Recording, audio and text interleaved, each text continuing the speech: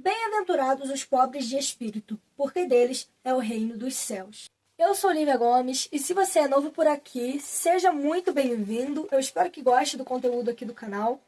Bom, para você ficar atualizado, estamos aqui no 4º dia de um quadro que eu estou fazendo aqui no canal, 40 dias vivendo segundo o coração de Deus, que eu estou postando toda sexta-feira. Cada semana eu posto sempre na sexta-feira, tá, gente?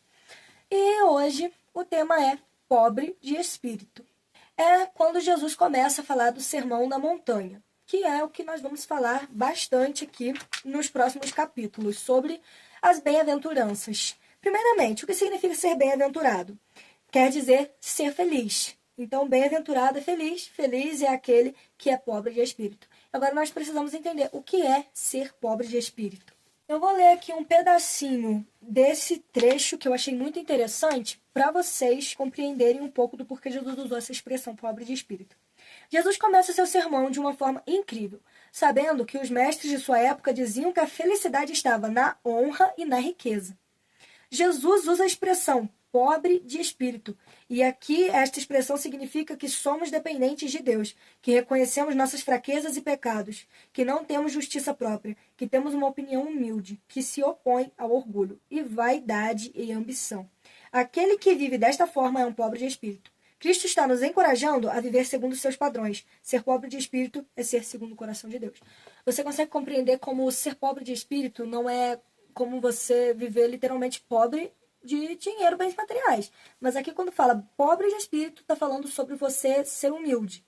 Porque geralmente aquele que é rico de espírito, a gente percebe que é uma pessoa avarenta, uma pessoa egocêntrica, uma pessoa egoísta. É uma pessoa que se sente melhor do que os outros, que pisa em todo mundo.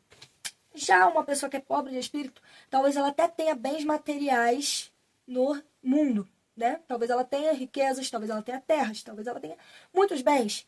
Porém, o seu coração é humilde e entende completamente que é apenas dependente de Deus e que autossuficiente não é o que nós somos.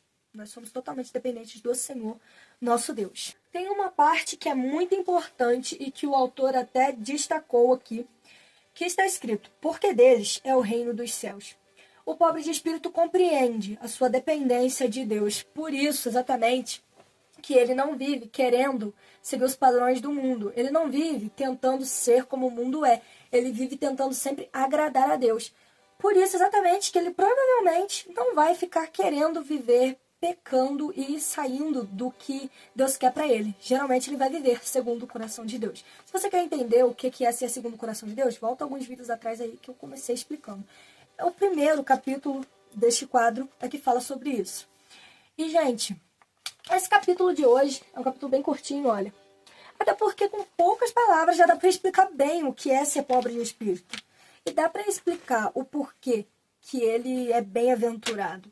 É porque simplesmente ele se alegra em estar na presença de Deus, em estar sendo pequeno para adorar a Deus. E tem gente que pensa que tem que se sentir o grande para poder estar feliz.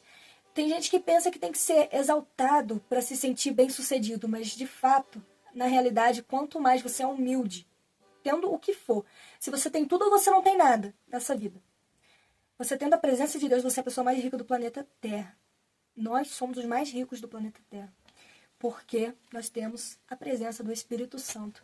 E nosso é o reino de Deus. Não significa que ele é nosso de posse de... é só meu o reino de Deus. Não é isso que quer dizer. Mas quer dizer, sabe o quê?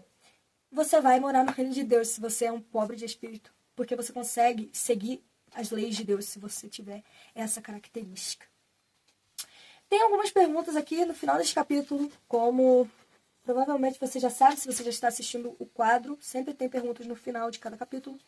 E agora eu estou colocando na descrição. Então, se você quer ler para poder refletir sobre esses assuntos, você pode ir aí na descrição desse vídeo e ler. Também assista esse vídeo que está aparecendo aí na tela agora. Eu vou colocar até um vídeo deste quadro para que você venha assistir. Se você ainda não assistiu os vídeos passados, que você assista, porque vai ser muito edificante para a sua vida. Muito obrigada por assistir até aqui. Até a próxima. Tchau!